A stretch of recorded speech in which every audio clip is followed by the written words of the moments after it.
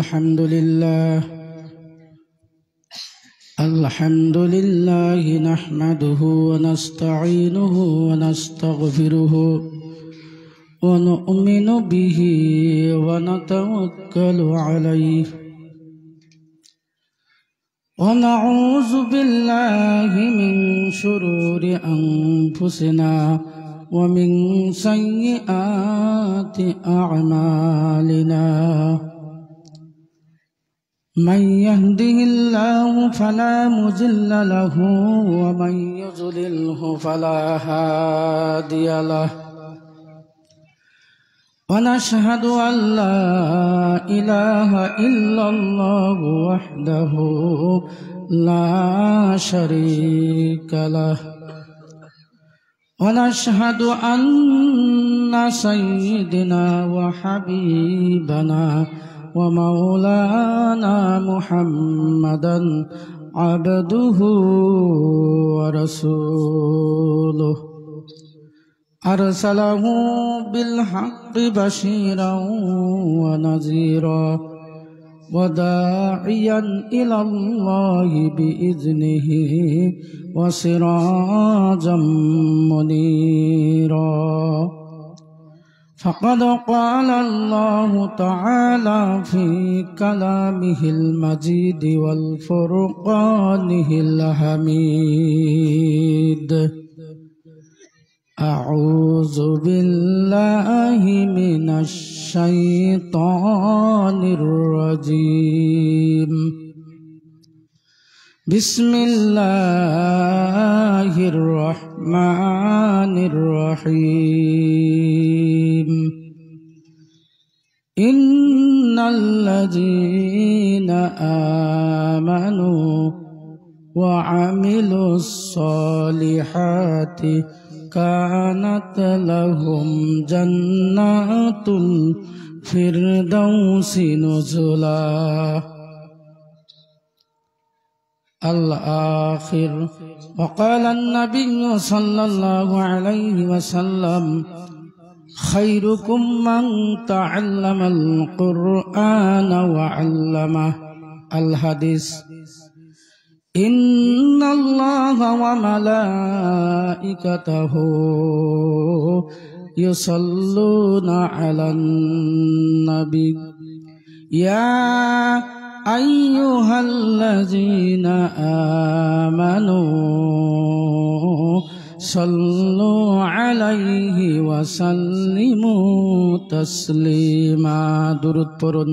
اللهم صل على سيدنا مولانا محمد وعلى آل سيدنا مولانا محمد। কোথায় আছো ওহে মানুষ, কেন তোমরা বুঝো না?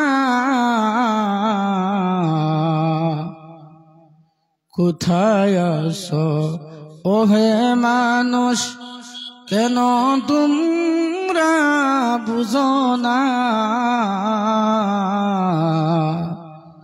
তোমার মায়াই কান্দে নবী, তোমার মায়াই কান্দে নবী, শুয়া সোনার মদিনায়। আল্লাহুম্মা সাল্লি আলা সাইয়্যিদিনা মাওলানা মুহাম্মদ ওয়া আলা আলি সাইয়্যিদিনা মাওলানা মুহাম্মদ। ভাইজান একটু সময় শরীরটা গরম করিয়া জিকির করেন লা ইলাহা ইল্লাল্লাহ। এটা আওয়াজ দেন না, লা ইলাহা, জোরে লা ইলাহা, আরো জোরে লা ইলাহা। আল্লাহর আশিক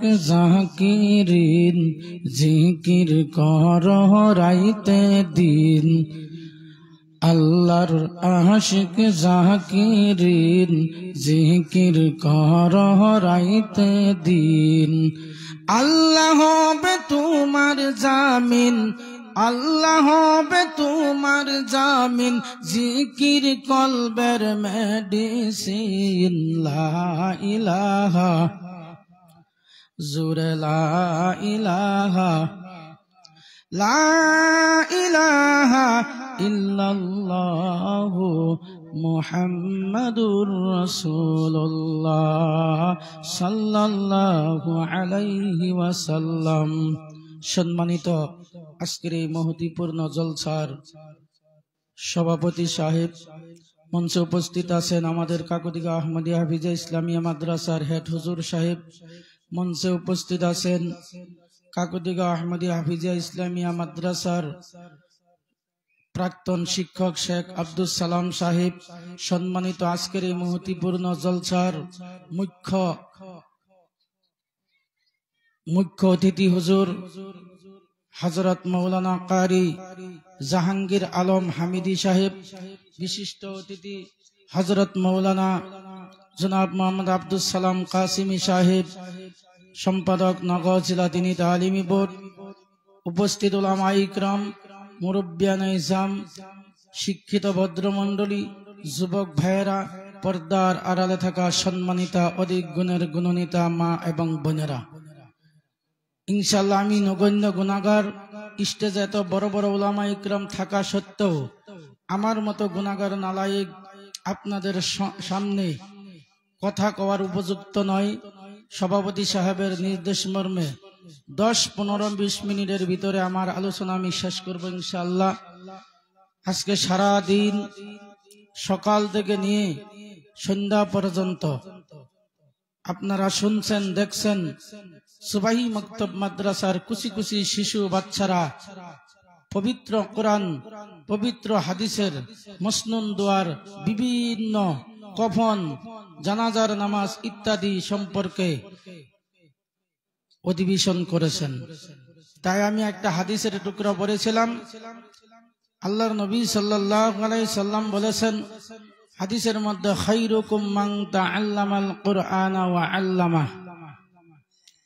আল্লাহ পাক তাবারাক তাআলার কাছে ওই বান্দা বান্দি সবচাইতে উত্তম, সর্বশ্রেষ্ঠ মানুষ যে বান্দা আল্লাহর পবিত্র কোরআন নিজে শিক্ষা করে এবং অন্যকে শিক্ষা দেয়। বলুন সুবহানাল্লাহ। শীতের দিন একটু সুবহানাল্লাহ আলহামদুলিল্লাহ জোরে সোরে কবান, সময় মানুষগুলা একটু জমবো। মুখ্য অতিথি সাহেব ইনশাআল্লাহ আইতাছে। সম্মানিত হাজিরিন, আল্লাহর পবিত্র কালামুল্লাহ শরীফ অনেক উঁচা একটা কিতাব, অনেক দামি একটা কিতাব। মুর্শিদ আহমদ মুফতি সাহেব আপনাদের সামনে অনেক সুন্দর সুন্দর আলোচনা জীবনের প্রথম করেছেন। আমি আমার পক্ষ থেকে ওনাকে ধন্যবাদ জানাইলাম। আমরা যদি মুফতি সাহেবের কথাগুলি ধ্যান ধরে শুনছি আর আমল করি, আমাদের জন্য ইনশাআল্লাহ যথেষ্ট হয়ে যাবে। যাই হোক, আমাদের এই ছোট ছোট শিশু বাচ্চাগুলি আমাদের জাতির কারণে, ধর্মের কারণে, ইসলামের কারণে মেরুদণ্ড, ধর্মের কারণে ভবিষ্যৎ। ওই মা বাবা ভাগ্যবান যারা নাকি সুবাহি মক্তব মাদ্রাসায় লেখাপড়া করাইয়া নিজের সন্তানকে, মুফতি সাহেব বলে গেছে যে সন্তান হালালকে হালাল মনে করে, হারামকে হারাম মনে করে, জায়েজকে জায়েজ মনে করে, নাজায়েজকে নাজায়েজ মনে করে, নামাজের দোয়া কালামগুলি সব শুদ্ধ করে শিখতে পেয়েছে। মৌতের আগ পর্যন্ত তার নামাজ ইবাদত বন্দেগী করতে কোনো ধরনের সমস্যা হবে না। ওই পরিমাণ ইলম শিক্ষা করা আল্লাহ প্রত্যেকজন নর এবং নারীর উপরে ফরজ করে দিয়েছেন। বলুন সুবহানাল্লাহ। বাইরে কি হয় ওক ধ্যানের ওইদিকে মনোযোগ দিবেন না। তাই যেই সকল মা, যেই সকল বাবার সন্তান আজকে এই স্টেজের মধ্যে উঠিয়া পবিত্র কালামের প্রতিযোগিতা করেছে, কোরআনের প্রতিযোগিতা করেছে, হাদিসের প্রতিযোগিতা করেছে, ওই মা বাবা আল্লাহর দরবারে অনেক ভাগ্যবান। আর যেই সকল মা বাবারা ছোট ছোট শিশু সন্তানগুলিকে সুবাই মক্তব না পড়াইয়া 10 টাকার কারণে যে আমার সন্তানকে লেখাপড়া করাইলে আমার তো আরো পকেটে টাকা দিতে হয়, পয়সা দিতে হয়, আমার সন্তানকে লেখাপড়া না করে যদি আমার সন্তান কারো বাড়িতে কামলা করে, কারো বাড়িতে মাস হিসাবে যদি আমি দিতে পারি, বছর হিসাবে যদি আমি দিতে পারি, ওই সন্তানের দ্বারা 5,000 10,000 টাকা ইনকাম হবে। ওই ইনকামের লোভে পড়িয়া ওই সন্তানকে যে ইসলামিক শিক্ষা থেকে বঞ্চিত করলো, তার মতন কপাল পোড়া বাবা, তার মতন কম ভক্ত কপাল পোড়া মা এই পৃথিবীর জমিনে আর কেউ হইতে পারে না। বলুন নাউজুবিল্লাহ। কথাটা বুঝাইছে আমি কি কইছি?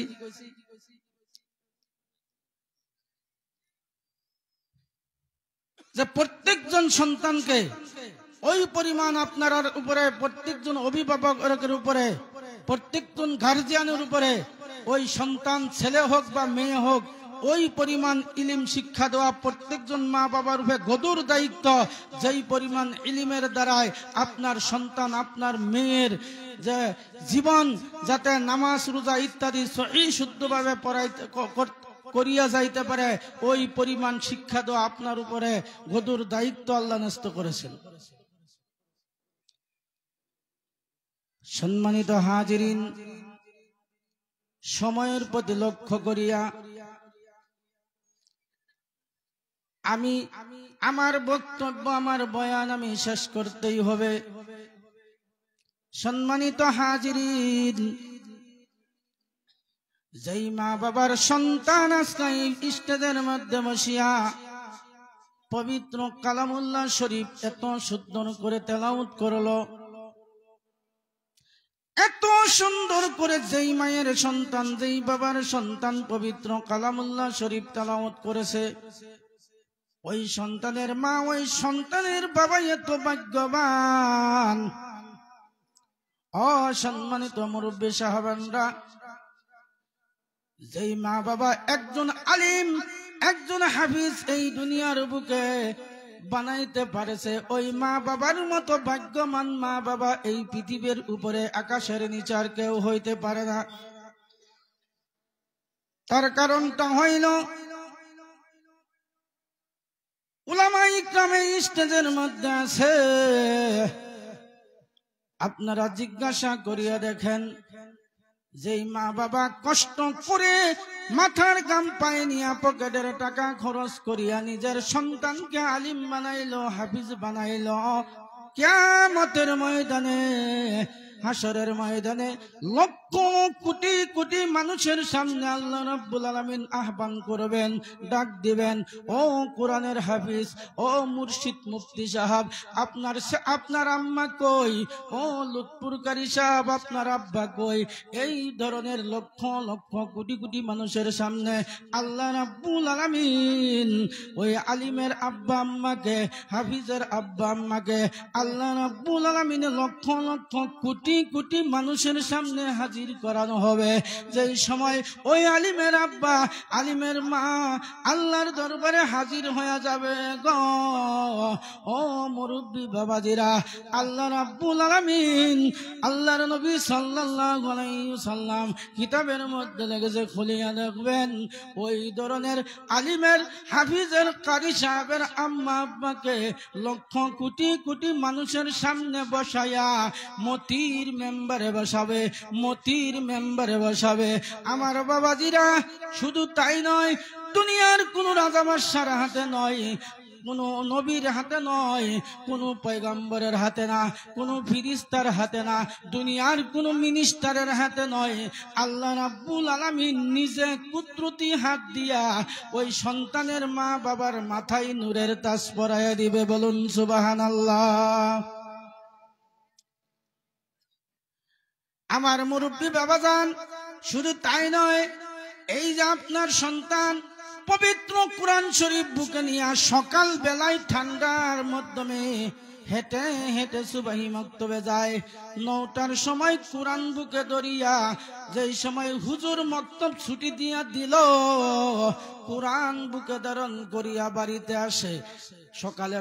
সকালে মক্তবে যায়, আবার 8টা-9টার সময় বাড়িতে আসে। কথাটা ঠিক না না ঠিক?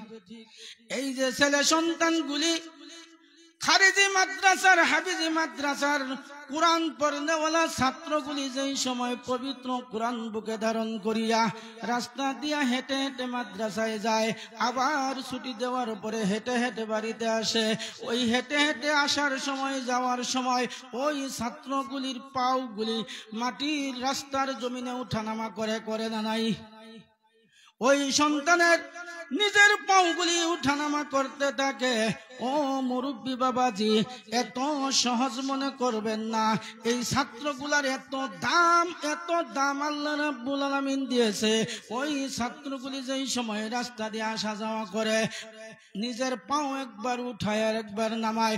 উঠানো নামানির সময় আল্লাহর কুদরতি হাওয়া বাতাস যে চলাচল করে, ওই সন্তানের পায়ের ধুলাগুলি ওই বাতাসের তালে তালে, বাতাসের দেওয়ে দেওয়ে উড়িয়া যেই কবরস্থানের মধ্যে পড়ে যায় রে বাবাজিরা আমার, আল্লাহ রাব্বুল আলামিন ওই কোরআন পড়নেওয়ালা ছাত্রর ধুলা যেই কবরস্থানের মধ্যে পড়ে যায়, আল্লাহ রাব্বুল আলামিন ওই কবরস্থানের সমস্ত কবরবাসীকে 40 দিনের জন্য কবরের আযাব মাফ করে দেয়। বলুন সুবহানাল্লাহ। শুধু তাই না রে বাবাজি, আমাদের দেশে আলিমের কদর করে না, সম্মান করে না, আলিমকে আলিম বলে মনে করে না, যা ইচ্ছা তাই ব্যবহার করে।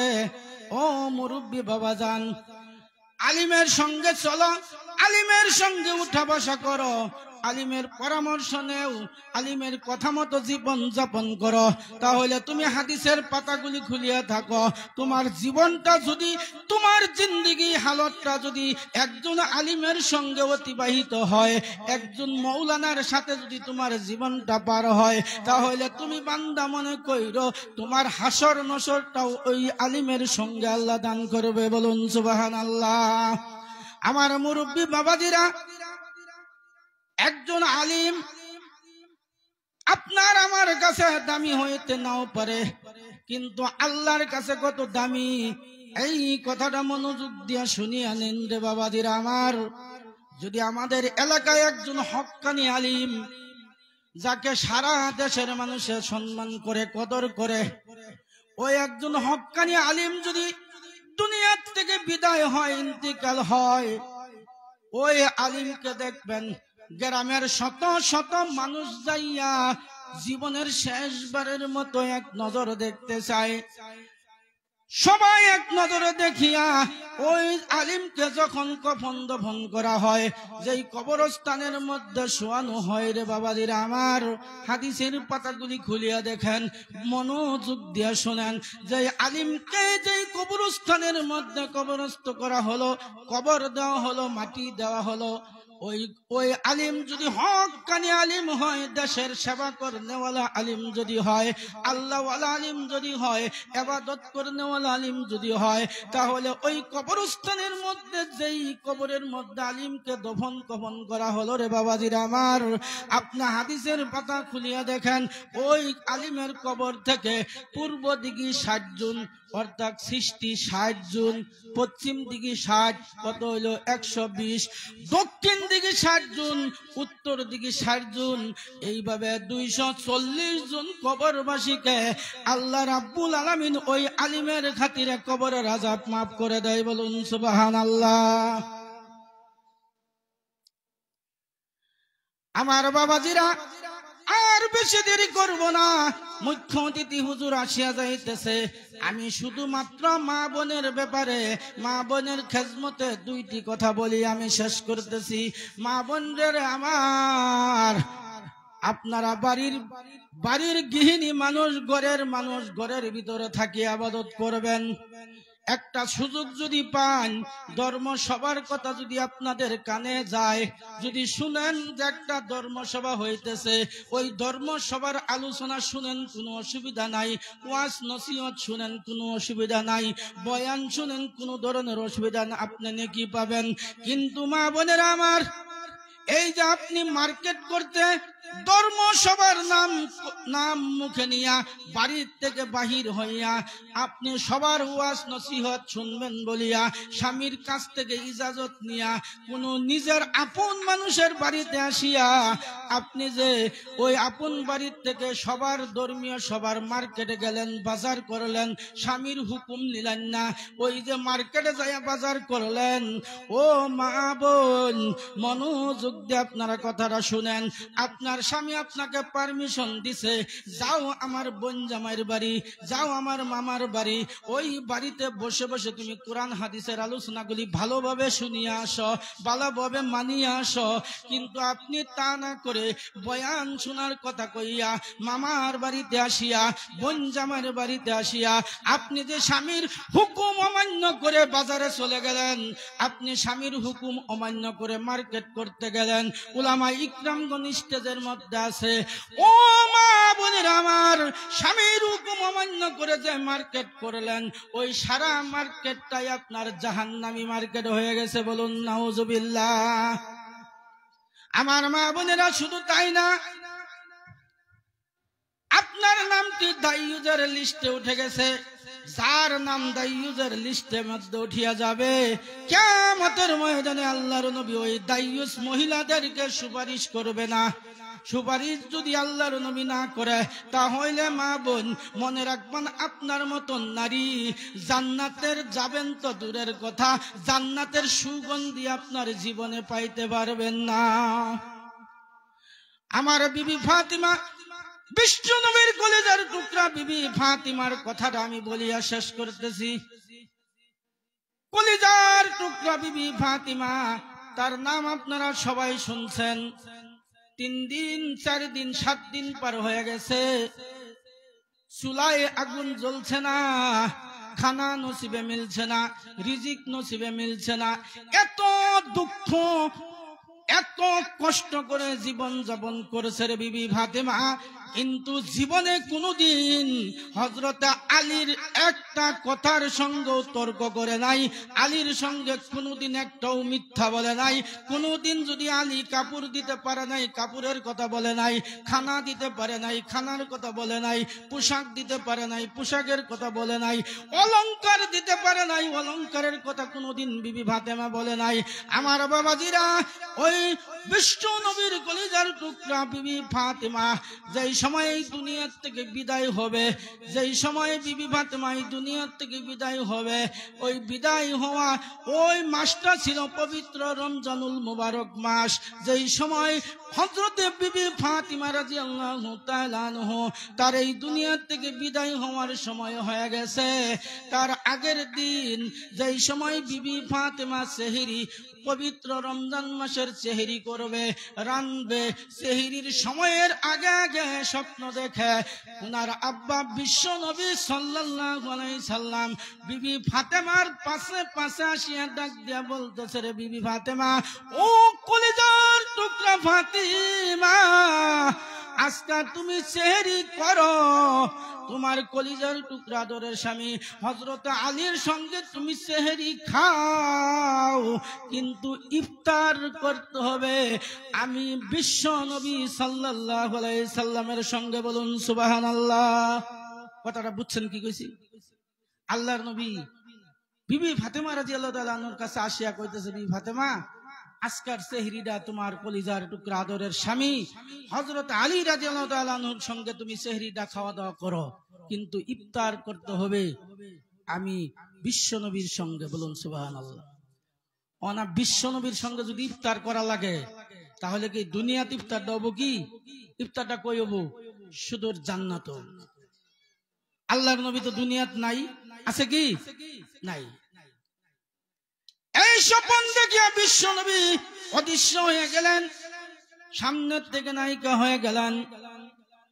বিবি ফাতিমা রাদিয়াল্লাহু তাআলা আনহা কথাটা নিজের স্বামীকেও বললেন না, খুব গভীর মনোযোগ দিয়ে শুনেন রে মা বোনের আমার। নিজের স্বামীকে ওই স্বপ্নর কথা বললেন না, সুন্দরভাবে সেহরি রানলেন, স্বামীকে ডাক দিয়া খাওয়া দাওয়া করলেন। খাওয়া দাওয়া করিয়া ফজরের নামাজ আদায় করলেন। সকাল যে সময় হয়ে গেছে, বিবি ফাতেমার একটা অভ্যাস ছিল, ফজরের নামাজ আদায় করিয়া এক জাই নামাজের মধ্যে বসিয়া তিনি ইশাকের নামাজ আদায় না করে ওই জাই নামাজ থেকে উঠতেন না। আলী রাদিয়াল্লাহু তাআলা আনহু উনি নববী মসজিদের মধ্যে জামাতে নামাজ আদায় করতেন, কিন্তু বিবি ফাতেমাকে প্রত্যেকদিন আলী আসিয়া দেখতেন ওই ফজরের নামাজ যেই মুসল্লায় বসিয়া যেই নামাজের মধ্যে বসিয়া ফজরের নামাজ আদায় করছে, ইশাকের নামাজ আদায় না করা পর্যন্ত বিবি ফাতিমা রাদিয়াল্লাহু তাআলা আনহু ওই যাই নামাজ ছাড়িয়া যাইতেন না। ওই দিন যেই দিন স্বপ্ন দেখলো আলী রাদিয়াল্লাহু তাআলা আনহু, তিনি মসজিদের থেকে ফজরের নামাজ আদায় করিয়া বাড়িতে আসলেন। আসিয়া দেখলেন বিবি ফাতিমা রাদিয়াল্লাহু তাআলা আনহু যাই নামাজে নাই, নামাজের মুসল্লাই নাই। আলী মনে মনে চিন্তা করেন কি কারবার, আমি তো কোনোদিন বিবি ফাতেমাকে যাই নামাজের মধ্যে প্রত্যেক দিন আসিয়া যাই নামাজে দেখতাম, ইশাকের নামাজ আদায় করা পর্যন্ত যাই নামাজ ছাড়ে না, আজকে কেন যাই নামাজে নাই? তার কারণটা কি, তার ব্যাপারটা কি? আমার মুরব্বী বাবাজিরা, হঠাৎ করে আলী রাদিয়াল্লাহু তাআলা আনহু রান্না করে চলে গেলেন। রান্না করে যে দেখলেন বিবি ফাতিমা রাদিয়াল্লাহু তাআলা আনহু একটা বালতির মধ্যে অনেকগুলি কাপড় ভিজাইছে দৌত করবে, আর অনেকগুলি রুটি বানানোর জন্য আটাগুলি মজবুত করতেছে, আটাগুলি পানি দিয়া ভিজাইতেছে। এই ধরনের অবস্থা দেখিয়া আলী রাদিয়াল্লাহু তাআলা আনহু বিবি ফাতেমাকে লক্ষ্য করিয়া বলল, ফাতিমা রে, তুমি কেন আজকে ইশাকের নামাজ আদায় না করে রান্না করে কাজের মধ্যে ব্যস্ত আছো, রুটি বানানির মধ্যে ব্যস্ত আছো? এটা তো রোজার মাস, এখন তো কোনো রুটির প্রয়োজন নাই, এখন তো তোমার এত সকালে কাপড় চুপড় ধোয়ার কোনো প্রয়োজন নাই। তার কারণ কি? তার কারণটা আমাকে বুঝাইয়া বলো। কিন্তু বাবাজি, বিবি ফাতিমা রাদিয়াল্লাহু তাআলা আনহু স্বামীর সামনে তো ধোঁকা দিতে পারে না, স্বামীর সামনে তো তালবাহানা চালাইতে পারে না। স্বামী যখন জিজ্ঞাসা করলো, বিবি ফাতেমা দুইটি নয়নে চোখের পানি সারিয়া বুক বাসিয়া যাইতেছে, কথা বলতে পারে না, কথা বলতে পারে না, জবান দিয়ে কোনো কথা আসে না, স্বামীর সামনে কোনো কিছুই বলতে পারে না। বিবি ফাতিমা রাদিয়াল্লাহু তাআলা আনহা কলিজার টুকরা ধরে স্বামীর দিকে লক্ষ্য করতে বলতেছে, স্বামী গো, শেষবারের মতো আমি কাপড় চোপড় ধুয়ে দিতেছি, শেষবারের মতো আমি ইফতারের আইটেম করতেছি, কারণ আমি ইফতার আজকে আপনার সঙ্গে করতে পারবো না। আমার কলিজার টুকরা, আমার নয়নের মণি, আমার আব্বাজান সেহরির সময় বলিয়া গেছে আপনার সঙ্গে সেহরি খাইছি, কিন্তু ইফতার করতে হবে আমার আব্বার সঙ্গে। বলুন সুবহানাল্লাহ। সেই জন্য আমার স্বামী, আমি আজকে ইফতার সমস্ত কিছু আপনার জন্য রেডি করিয়া, সমস্ত কিছু আপনার জন্য তৈরি করিয়া, আর আপনার জীবনের জন্য আমি আর আপনার কাপড় চুপড় গুলি দৌত করতে পারবো না, এই খেজমতটা আমি করতে পারবো না। ও আমার কলিজার টুকরা স্বামী, আমার জীবনের মধ্যে যত কম করেছি, যত আপনার হুকুম অমান্য করেছি, যত ধরনের বেয়াদবি আপনার সামনে করেছি, আমার বাবা কয়ে গেছে ইফতার আমার আব্বার সঙ্গে করতে হবে। গতিকে ও আমার কলিজার টুকরা স্বামী গো, আপনার হাতে ধরে পায়ে ধরে বলি, আজকাল ইফতার করার সময় আমার আব্বাজানের সঙ্গে, গতিকে আমার জীবনের ভুল ত্রুটি আপনি ক্ষমা করে দিবেন। আর আমি আপনাকে একটা কথা বলিয়া যাই, যে এই সময় আমার ইন্তিকাল হয়ে যাবে, আমার রূহখানা আমার শরীর থেকে বের হয়ে যাবে, আমি বিবি ফাতিমাকে বেশি সময় দেরি করবেন না, বেশি মানুষকে বেশি সাহাবাকে খবর দিবেন না। কম সময়ের ভিতরে কম সাহাবাকে আনিয়া কম মানুষকে ডাকিয়া, কারণ বেশি মানুষ যদি আমার জানাজার জন্য কফন দফনের জন্য যদি ডাকাডাকি করেন, তাহলে আমাকে লাশ বানায়া সাদা 5টি কাপড় পিন্দায় আমাকে ওই খাটকির উপরে শোয়া রাখবে। বেশি মানুষ যদি আসে, বিশ্ব নবীর কলিজার টুকরা ফাতিমার কথা যদি শোনায়, ফাতিমা ইন্তেকাল হয়ে গেছে এই কথা যদি জানতে পায়, শুনতে পায়, তাহলে तमाम মানুষের বীর হয়ে যাবে, অনেক মানুষের বীর হয়ে যাবে, অনেক মানুষ আমাকে দেখতে যাবে।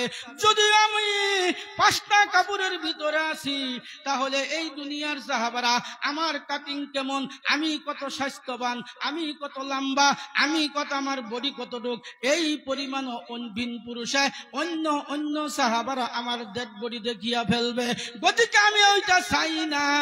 ও আমার কলিজার টুকরা স্বামী, আপনাকে আমি শেষবারের মতো ওসিয়ত করে যাই, আমি মরিয়া যাওয়ার পরে বেশি মানুষকে খবর দিবেন না, বেশি সময় দেরি করবেন না, সঙ্গে সঙ্গে আমার কফনের ব্যবস্থা করে দিবেন। বলুন সুবহানাল্লাহ।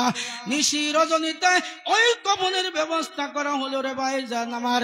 শেষ করে যাচ্ছি, মাত্র 1 মিনিট সময়। বিবি ফাতেমার কবর খনার জন্য আবু যর গফফারী রাদিয়াল্লাহু তাআলা আনহু বিশ্বনবীর কলিজার টুকরা বিবি ফাতিমার কবর খনন করতে গেছে।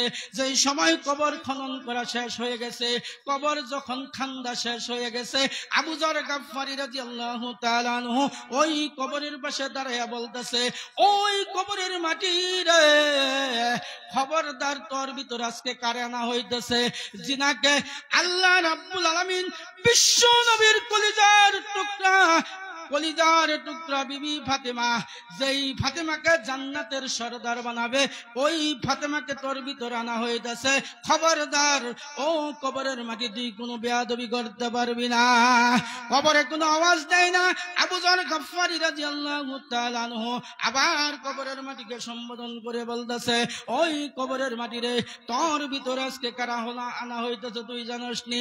যিনি হইলেন तमाम পৃথিবীর কাফেরের বিরুদ্ধে, तमाम দুনিয়ার কাফেরের বিরুদ্ধে যারে বাঘ বানায়া এই দুনিয়ার ভিতরে আল্লাহ পাঠাইছে, হযরত আলী রাদিয়াল্লাহু তাআলা আনহু। ওই আলী রাদিয়াল্লাহু তাআলা আনহুর কলিজার টুকরা বিবি ফাতেমাকে তোর ভিতরে আনা হইতাছে। খবরদার তুই কোন ধরনের বেয়াদবি করতে পারবি না। কবর থেকে কোনো আওয়াজ আসলো না। আবার আবু যর গফফারী রাদিয়াল্লাহু তাআলা আনহু ওই কবরকে লক্ষ্য করে বলতেছে, ওই কবরের মাটি রে, তোর ভিতর আজকে যারা আনা হইতেছে, উনি হইলেন বিশ্ব নবীর কলিজার টুকরা আদরের কন্যা বিবি ফাতেমা। ওই ফাতেমাকে তোর ভিতরে আনা হইতেছে। খবরদার, যেই নবীকে বানাইলে তুই মাটিরে বানাইতো না, কবর বানাইতো না, আসমান বানাইতো না, জমিন বানাইতো না, ওই যেই নবীরে না বানাইলে জান্নাত জাহান্নাম কোনো কিছুই বানাইতো না, সেই নবীর কলিজার টুকরা বিবি ফাতেমাকে তোর ভিতরে আনা হইতেছে। খবরদার, তুই কোনো বেয়াদবি করতে পারবি না। আমার মুরব্বী বাবাজিরা, হঠাৎ করে কবর থেকে আওয়াজ এসে গেল। কবর বলতেছে, আবু যর গফফারী রে, তুই কি বলতেছ রে আবু যর গফফারী? আমি কবরের ভিতরে হযরত আলীর বিবিকে চিনি না, আমি এই কবরের ভিতরে হাসান হুসেনের মাওকে আমি চিনি না, আমি কবরের ভিতরে বিশ্ব নবীর কলিজার টুকরা বিবি ফাতেমাকে আমি চিনি না। যদি আমার ভিতরে আসে, আমল যদি ভালো হয়, তার চরিত্র যদি ভালো হয়, আমলদার হয়ে যদি আসতে পারে, আমল যদি ভালো হয়, ভালো আমল নিয়ে যদি অন্ধকার কবরে আসতে পারে, তাহলে আমি কবরে শান্তিতে থাকতে পারবে। আর যদি আমল খারাপ হয়ে যায়, বিশ্ব নবীর কন্যা হইল আমার ভিতরে, তার অবস্থা চূর্ণ বিচূর্ণ হয়ে যাবে। বাবাজিরা আমার, বিশ্ব নবীর কলিজার টুকরা বিবি ফাতেমার কবর যদি এই আওয়াজ দিছে, তাহলে চিন্তা করুন মা বোনের আমার, মুরব্বী বাবাজিরা আমার, তাহলে আপনার আমার কবরে কি অবস্থা করবে? কথাটা ঠিক না বেঠিক? একজন বিশ্ব নবীর কলিজার টুকরা বিবি ফাতেমার কবর যদি এই ধরনের আওয়াজ দিয়েছে, তাহলে আপনার আমার যে ভয়ঙ্কর না হবে কোনো কথাই নাই। যাই হোক, আমাদের বিশিষ্ট অতিথি মাওলানা আব্দুল সালাম কাসিমি সাহেব, সাধারণ সম্পাদক নগর জেলা দিনী তালিমি বোর্ড, উনি স্টেজে রাখিয়াও আমি 2-4-5 মিনিট সময় নিলাম, বেয়াদবি করলাম, আশা করি ক্ষমা করবেন। আর মুরব্বী যিনারা আছেন, মা বোন যিনারা আছেন, আপনাদেরকে শেষবারের মতো মা বোনদেরকে অনুরোধ করতেছি যে আপনারা স্বামী যেই জায়গায় হুকুম না করবে, এক পা একটা কদম আপনারা সেই জায়গায় যাবেন না, কারণ কাল কিয়ামতের দিন আল্লাহর আদালতে কাঠগড়াতে আপনার দাঁড়াইতে হবে, খাড়া হইতে হবে। গতিকে আমার মা বোনের, আমার মুরব্বী সাহেবান, কম সময়ের ভিতরে আপনাদের সম্মুখে যাহা কিছু আলোচনা করলাম, ইনশাল্লাহ সবাই আমি গুনাহগারের জন্য দোয়া করবেন, সবাই আমি অদম গুনাহগারের জন্য দোয়া করবেন যে মৌতের আগ পর্যন্ত যাতে দিনের কাজে, নেকির কাজে আল্লাহ লাগাইয়া রাখে, আর মৌতের সময় যেন ঈমান নসিব করে, কলিমা নসিব করে। এই পর্যন্ত দুয়ার প্রার্থী হইয়া আমার বক্তব্য আমি শেষ করলাম। ওমা আলাইনা ইল্লাল বালাগ। আসসালামু আলাইকুম ওয়া রাহমাতুল্লাহি ওয়া বারাকাতুহু। মাশাআল্লাহ, আমরা সাধারণ সম্পাদক সাহেব বহুত মূল্যবান কথা রাখছেন। তিনার কথার উপর আমরা গার্জিয়ান হিসাবে ছেলেমেয়ের উপর ইনশাআল্লাহ সুনজর রাখবো। আর মা বোনদেরকে যে ইঙ্গিত দিয়েছেন, আমরা যাতে সকলেই সতর্ক হইয়া আমরা নিজের দায়িত্ব বা নিজের সম্মান আমরা বজায় রাখি। আল্লাহ তাবারক ওয়া তাআলা সবাইকে আমল করার তৌফিক দান করুক। যাই হোক, আমরা ইষ্টজ, আমরা পরিচিত, আমরা হুজুর কাসিম হুজুর সাহেব উপস্থিত আছেন। আমি তিনার মূল্যবান ভাষণের দ্বারা আমাদের ওকে সন্তুষ্ট করবেন বলিয়া তিনার মূল্যবান ভাষণ রাখুন বলে আশা রাখলাম।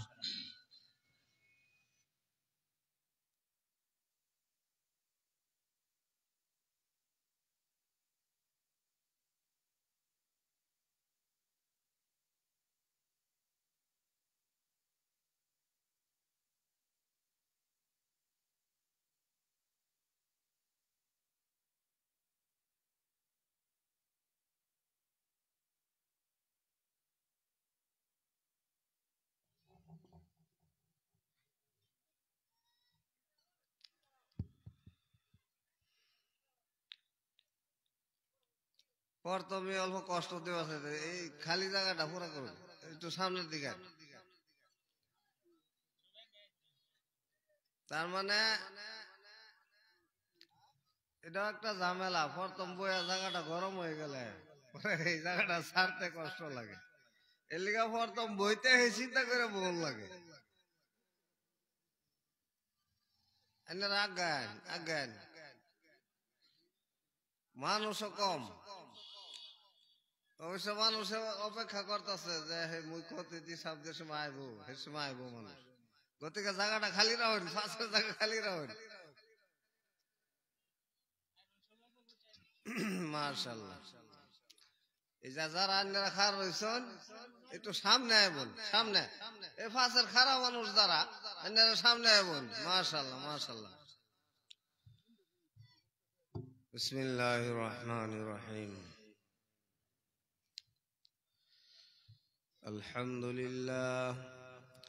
আলহামদুলিল্লাহ নাহমাদুহু ওয়া নাস্তাঈনুহু ওয়া নাস্তাগফিরুহ ওয়া নাউযু বিল্লাহি মিন শুরুরি আনফুসিনা ওয়া মিন সাইয়্যাতি আ'মালিনা।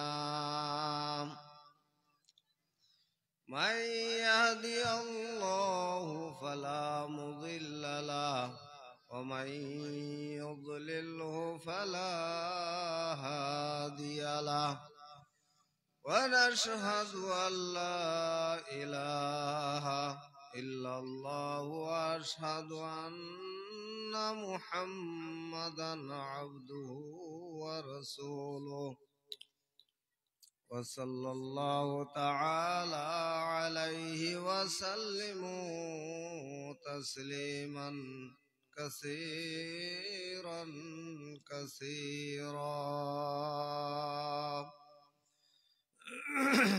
أما بعد، فأعوذ بالله من الشيطان الرجيم. بسم الله الرحمن الرحيم.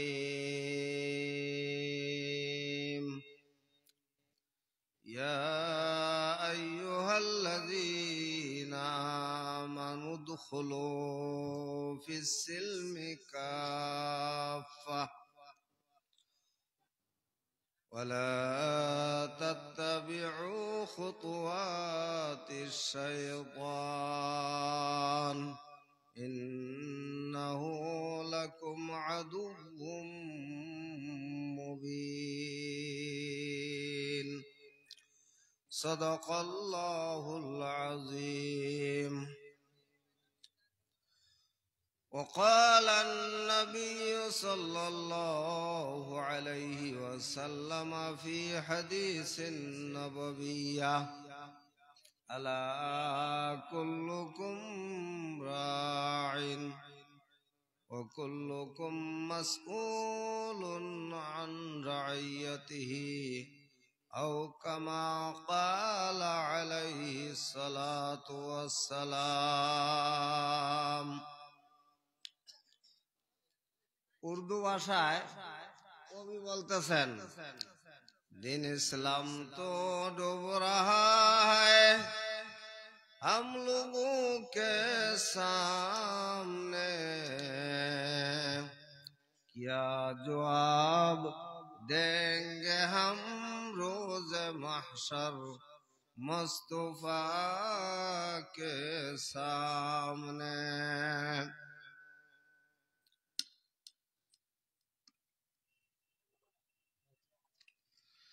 मोहतरम पश्चिम काकतिगांव दक्षिण खंड पुराना सुबाही मक्तब माद्रासार कमिटिर उद्योगे अनुष्ठित हवा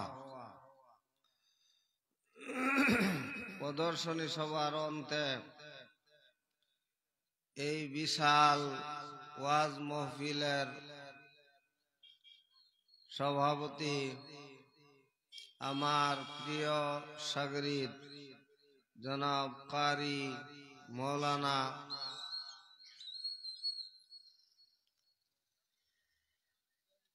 লুৎফর রহমান সাহেব, আজকের এই সভার মুখ্য অতিথি সাহেব কাকতিগাঁও আঞ্চলিক দ্বীনী তালিমি বোর্ডের সাধারণ সম্পাদক আলহাজ হাফিজ আনসার আলী সাহেব, পশ্চিম কাকতিগাঁও দক্ষিণ খণ্ড সুবাহি মক্তব মাদ্রাসার প্রধান শিক্ষক জনাব কারি মৌলানা আব্দুল ওয়াহাব সাহেব, সহকারী শিক্ষক সাহেবান,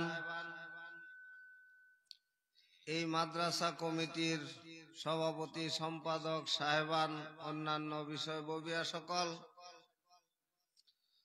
আজকের এই বিশাল সভার তথা প্রদর্শনী সভার অভ্যর্থনা কমিটির সম্মানীয় সভাপতি সম্পাদক সাহেবান এবং অন্যান্য বিষয়ববীয়া সকল সদস্য সাহেবান, এতদ্দ অঞ্চলের গণ্যমান্য উলামায়ে কেরাম, জিম্মাদার সাহেবান, শিক্ষিত ভদ্রমণ্ডলী, পিতৃতুল্য মুরব্বী সাহেবান, নওজোয়ান ভাইয়েরা, পর্দার আড়ালে থাকা মা ও ভগ্নী সকল, আসসালামু আলাইকুম ওয়া রাহমাতুল্লাহি ওয়া বারাকাতুহু। আসলে তো আমি কোনো ওয়াজিও নয়, কোনো বক্তাও নয়, শুধুমাত্র দ্বীনী তালিমি বোর্ডের এক খেদমতে আছি।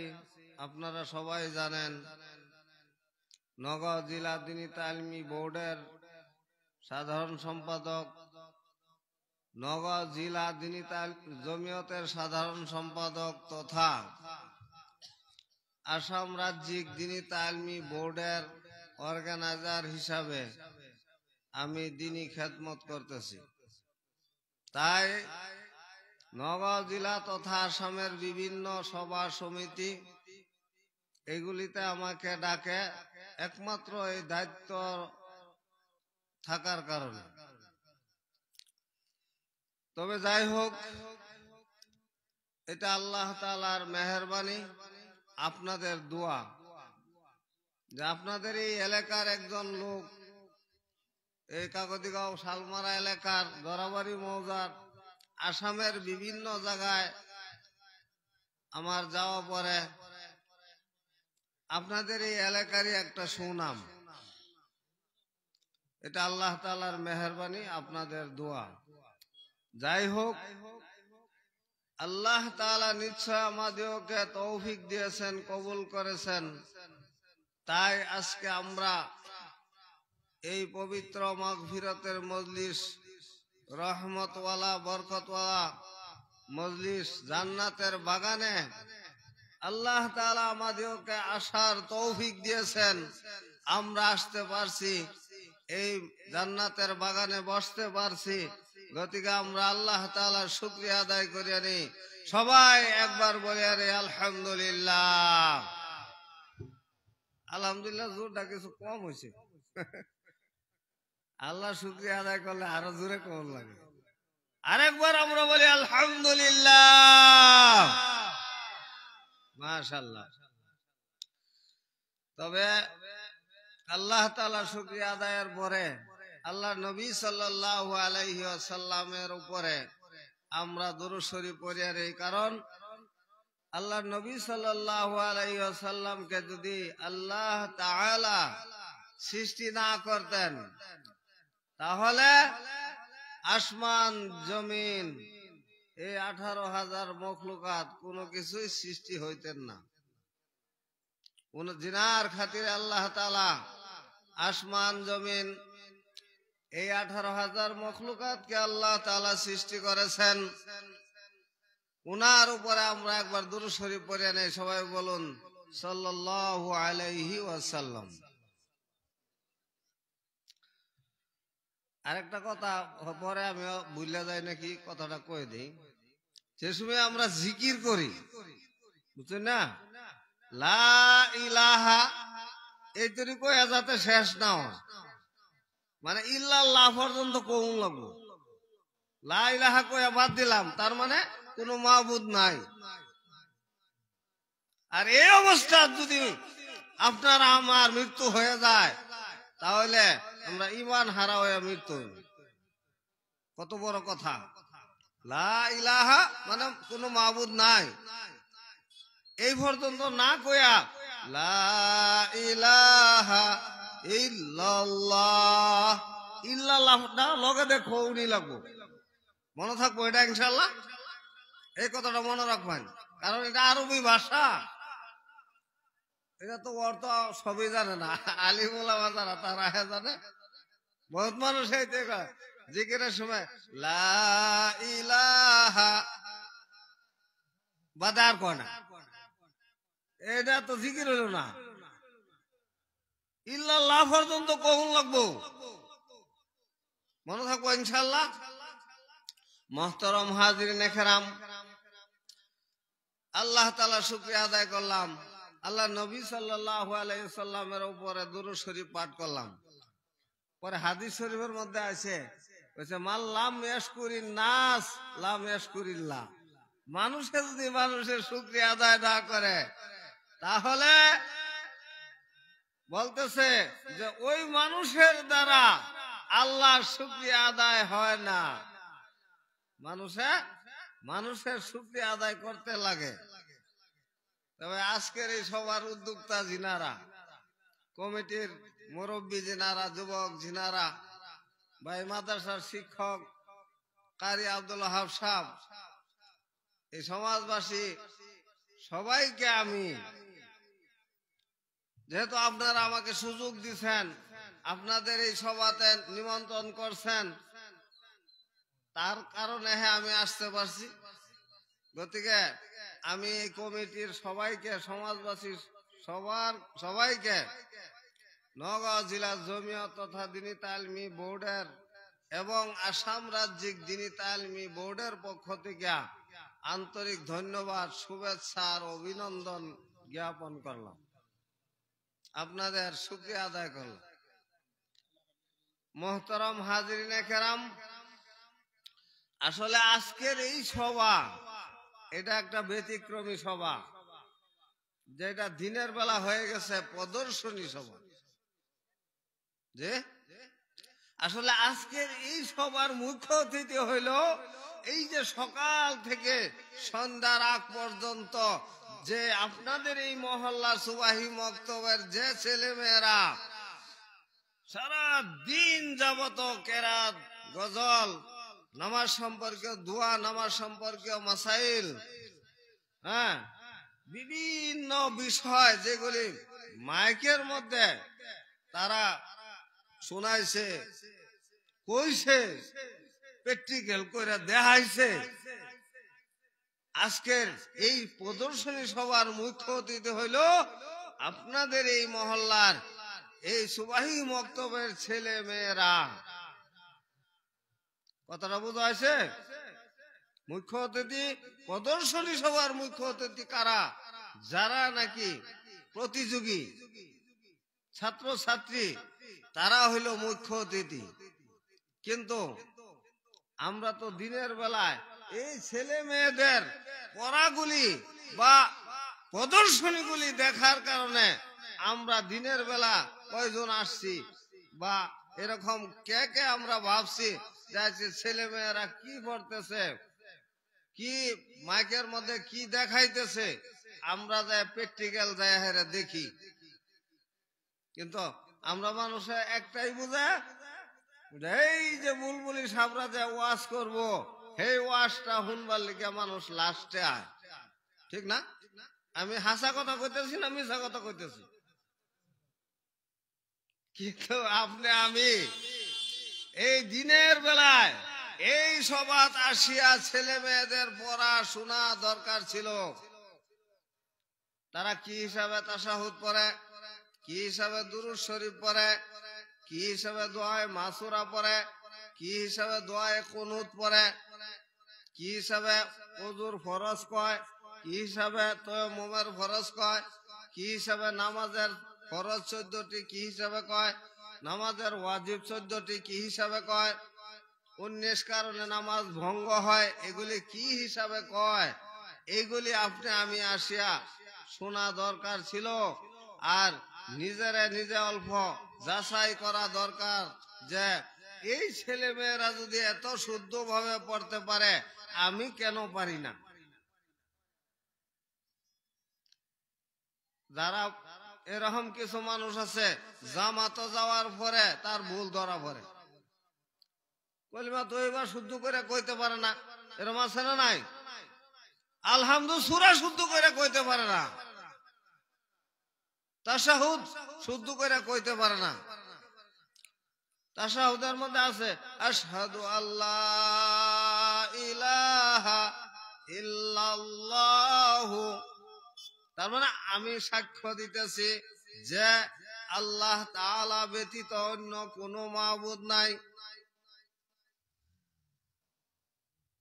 এর লা ইলাহা, লা আরবি শব্দ, এটা ব্যাকরণ হিসাবে আশহাদু, আমি সাক্ষ্য দিতেছি, লা ইলাহা ইল্লাল্লাহু, আল্লাহ ব্যতীত অন্য কোনো মাবুদ নাই। এন যদি কয়লা আশহাদু আল্লাহ ইলাহা, তাহলে অর্থটা বদলা যায়। কি অর্থ জানুন? যে আমি সাক্ষ্য দিতেছি নিশ্চয় আল্লাহ ছাড়া আরো মাবুদ আছে। বলেন নাউযুবিল্লাহ। গতিকে এগুলি ভুল কই ধরা পড়ে? জমাতে যাওয়ার পরে ধরা পড়ে। তবলিগ জমাতে যাওয়ার পরে আমি সাহেব যেরকম যে সময় নাকি বারংবার কয়ে দেয় আশহাদু আল্লাহ ইলাহা ইল্লাল্লাহু, এ সময় কয় আশহাদু আল্লাহ ইলাহা ইল্লাল্লাহু, ইল্লাল্লাহু মুখ দিয়া উচ্চারণ বাইর হয় না, এরকম হয় কি না? তারপরে যে সব বারে বারে কয়ে দে শুদ্ধ উচ্চারণ হয় না, ওই সময় বয়ে বয়া হেরা নির্জনে বয়া কান দেয় আর চোখের পানি আপনার দাড়ি বিজ্জা বুক ভাসা যান, হায় রে হায় আমার জীবনটা কই আমি নষ্ট করলাম। আর একটা মানে চিল্লা লাগাবার গেলে আপনার 5,000, 6,000, 10,000, 12,000 টাকা খরচ হয় 40 দিনে। কয়দিনে? 40 দিনে 3,000 থেকে লইয়া 5,000, 10,000, 12,000, 15,000 টাকা বাইরে গেলে আরো বেশি হয়, খরচ হয় 40 দিনের লিগা। আর এটা একমাত্র এই ভুল থাকার কারণ হইল ওই ছুটোর সময় এই সুবাহি মক্তব্য মা বাবায় পড়াইছেন না। এটাই না কথা? ঠিক কইছি না মিছা কইছি? ঠিক না? যদি সুবাহি মক্তবের মধ্যে এই যে রকম নাকি আজকে এই পশ্চিম কাকতিগাঁও দক্ষিণ খণ্ড সুবাহি মক্তবের ছেলে মেয়েরা মাইকের মধ্যে এত সুন্দর ভাবে কেরাত পড়তে পারছে, এত সুন্দর ভাবে নামাজের দোয়াগুলি পড়তে পারছে, এত সুন্দর ভাবে আপনার নামাজের ফরজ কয়টি, নামাজের ওয়াজিব কয়টি, নামাজের সুন্নত কয়টি, এগুলি বলতে পারছে। আপনার 19 কারণে নামাজ ভঙ্গ হয়, নামাজের সুন্নত 19টি, 28টি, নামাজের সুন্নত 28টি, সিরিয়াল হিসাবে 1, 2 কয়ে 28টা কয়ে দেওয়ার ভাই। নামাজ 19 কারণে নামাজ ভঙ্গ হয়, ছোট ছোট ছেলে মেয়েরা 1 নম্বর 2 নম্বর 19 নম্বর পর্যন্ত সিরিয়াল হিসাবে কয়ের ভাই। আমরা কয়জন আছি যে আমরা এই 19 কারণে নামাজ ভঙ্গ হয় 1 নম্বর 2 নম্বর 19 নম্বর পর্যন্ত আমরা কয়জন আছি এই মজলিসের মধ্যে কয়ের হম? বুঝি না আমি। তার মানে আগের যে সিস্টেম আছেন সুবাহি মক্তব পড়ার, বর্তমানে সর্বভারতীয় দ্বীনী তালিম বোর্ডের পক্ষ থেকে আসাম রাজ্যিক দ্বীনী তালিমি বোর্ডের তত্ত্বাবধান, নগাঁও জেলা দ্বীনী তালিমি বোর্ডের সহযোগিতায় এই যে যেটা নাকি ট্রেনিং পদ্ধতি মতে যেটা ক্যারিকুলাম চলতেছে, এই ক্যারিকুলাম মতে ছোট ছোট ছেলে মেয়েরা সব প্র্যাকটিক্যাল করে সব বস্তু শিখিয়ালা। আরেকটা কথা মনে রাখবেন, শিশুকালের শিক্ষা পাথরাঙ্কিত নকশা নিয়ে আজীবন স্মরণ থাকে। শিশুদের বুঝ শক্তি কম থাকিলেও স্মরণ শক্তি বেশি থাকার কারণে বড় বড় দোয়া ও লম্বা লম্বা মাসাইল গুলি ছড়ার ন্যায় মুখস্থ করিতে পারে। শিশুদের বুঝ শক্তি কম থাকিলেও শিশু বাচ্চা যারা তারা বুঝে কম, কিন্তু স্মরণ শক্তিটা খুব বেশি, মানে তেজ থাকে, যেটা শুনে এটাই লগে লগে মুখস্থ হয়ে যায়। এই কারণে ছোট সময় পোলাও ছেলেরা মানুষ হাফিজ বানায়, কারণ ছোট থাকা অবস্থাত মানে হিপস শক্তিটা বেশি থাকে, মনও থাকে বেশি।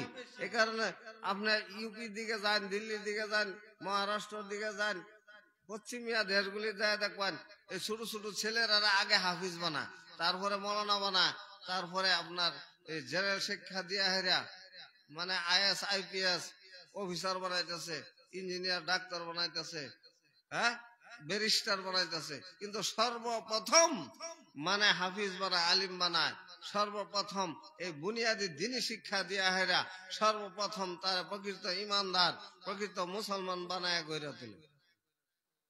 মোহতারাম হাজিরিনে কেরাম, তো পুনর আমি এই মহল্লাবাসীরা ধন্যবাদ দিতেছি যে আপনারা যে এই ছেলে মেয়েদের একটা প্রদর্শনী সভার ব্যবস্থা করছেন। হয়তো কোনো কোনো মানুষে ভাবে যে এটা আবার কি নতুন পদ্ধতি বাড়িয়েছে,